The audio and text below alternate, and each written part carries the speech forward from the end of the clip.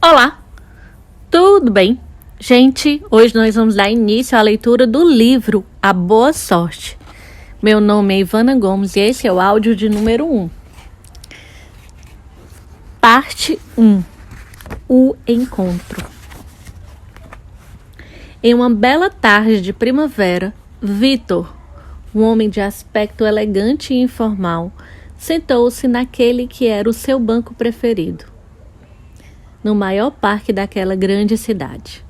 Ali, sentindo-se em paz, afrouxou o nó da gravata e apoiou seus pés descalços sobre um macio chão de trevos. Com 64 anos e uma vida cheia de realizações, Vitor gostava especialmente daquele lugar. Mas esta tarde seria diferente das outras, pois algo inesperado estava prestes a acontecer. Aproximando-se do mesmo banco, com a intenção de se sentar, apareceu outro homem, também com 64 anos, chamado Davi. Ele tinha um ar cansado, até mesmo abatido. Percebia-se nele uma pessoa triste, embora conservasse, à sua maneira, um certo ar de dignidade.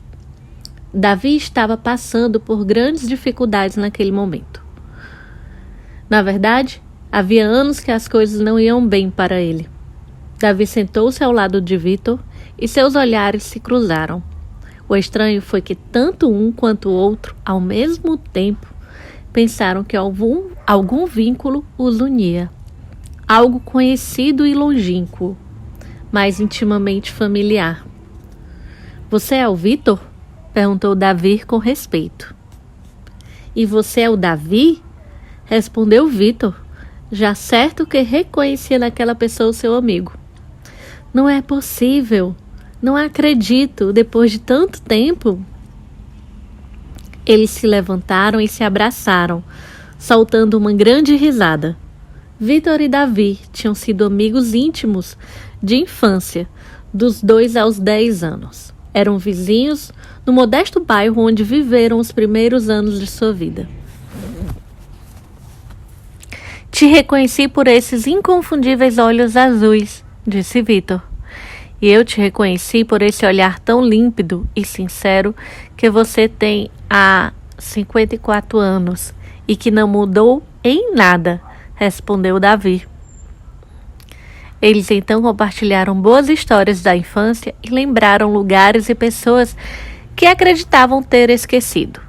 Vitor, que viu no semblante do amigo uma sombra de tristeza, disse a ele: "Meu velho amigo, conte-me como foi sua vida." Davi encolheu os ombros e suspirou. "Minha vida foi uma sucessão de erros." "Por quê?" perguntou Vitor. "Você deve lembrar que deixamos o bairro onde éramos vizinhos quando tínhamos 10 anos. Que desaparecemos um dia e que nunca mais se ouviu falar de nós. O motivo foi que meu pai herdou uma enorme fortuna de um tio distante que não tinha descendentes. Fomos embora sem dizer nada a ninguém. Meus pais não queriam que ninguém soubesse da sorte que tivemos. Mudamos de casa, de carro, de vizinhos e de amigos. Foi aquele momento que você e eu perdemos contato." "Mas então foi por isso?" disse Vitor. "Sempre nos perguntamos o que teria acontecido. A fortuna era assim tão grande?" "Era sim. Além disso, parte importante do que herdamos foi uma grande empresa têxtil em pleno funcionamento e rica em recursos. Meu pai, inclusive, a fez crescer ainda mais. Quando morreu, eu assumi seu lugar à frente do empreendimento. Porém, tive muita falta de sorte. Tudo foi contra mim", contou Davi. "O que aconteceu?" "Durante muito tempo, não fiz qualquer mudança, pois tudo ia mais ou menos bem. Porém, logo começaram a aparecer concorrentes por toda parte e as vendas caíram.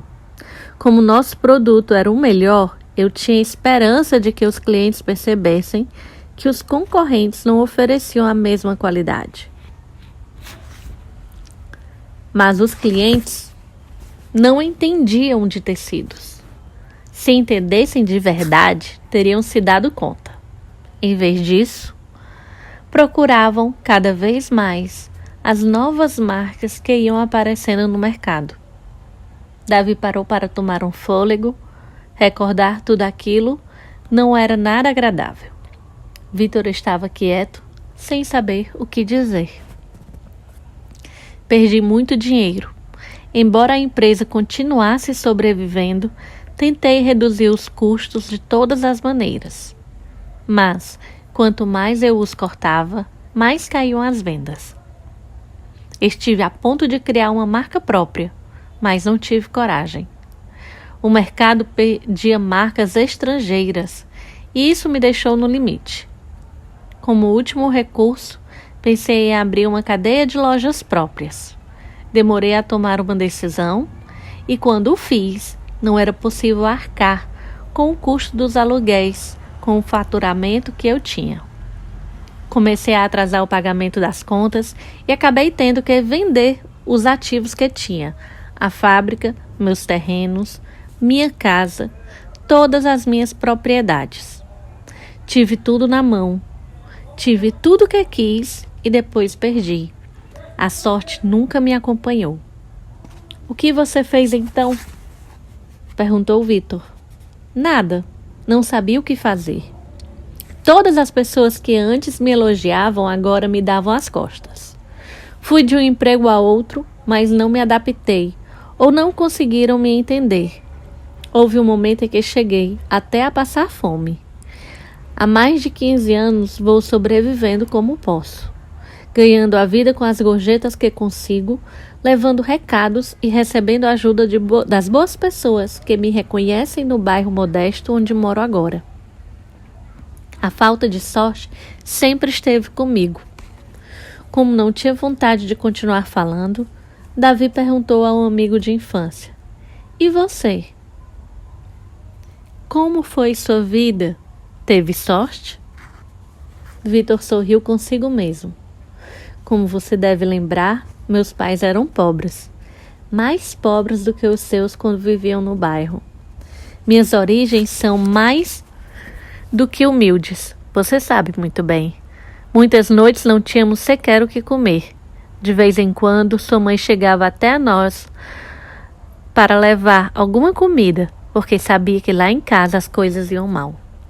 Como não pude ir ao colégio, eu estudei na Universidade da Vida.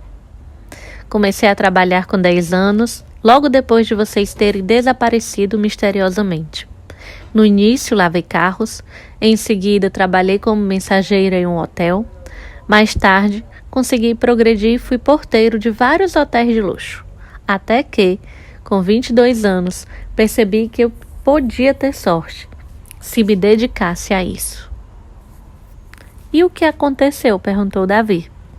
Com um empréstimo no banco e todas as minhas economias, comprei uma pequena fábrica que produzia bolsas de pelica e que estava a ponto de fechar.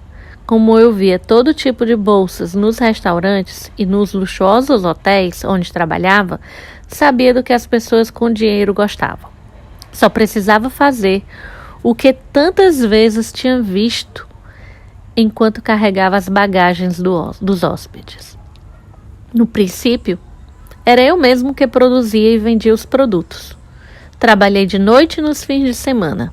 O primeiro ano foi muito bom e voltei a investir tudo o que havia ganhado na compra de mais material. E em viajar por todo o país para ver o que estava sendo fabricado em outros lugares. Precisava saber do que todo mundo sobre bolsas de pelica. Precisava saber mais do que todo mundo sobre bolsas de pelica.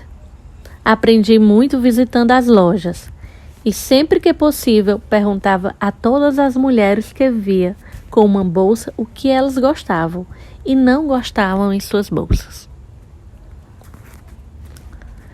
Gente, eu termino aqui este áudio e é muito interessante assim a forma de como eles estão falando, né? Um fala de como não agia, de que tinha medo, não teve coragem de fazer uma mudança em sua fábrica, né? Porque ele acreditava apenas no produto por ser um produto bom. E o outro, ele falando de como ele ia atrás realmente das inovações e de saber o que as pessoas gostavam e não gostavam. De saber a opinião das pessoas, né, sobre o produto que elas consumiam. Termino aqui e nos vemos no próximo áudio.